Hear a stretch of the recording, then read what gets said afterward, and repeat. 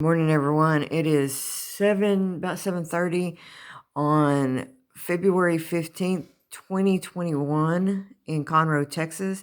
The current temperature is 14 degrees. It is with a feel like of 1 degree.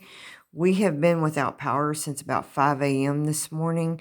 I'd open the door and get you a better view of this, but I don't want to let out any heat that we have in the house. Because we're all electric in our apartment. So we're doing okay. It's fine.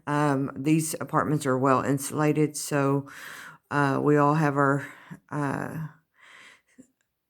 hoodies on and socks, and so we're doing fine. But I wanted to give you all a view because this is not something that happens in Southeast Texas very often. Under all the snow is probably a quarter to half an inch of ice, so the roads are treacherous out there. But anyway, thanks for watching.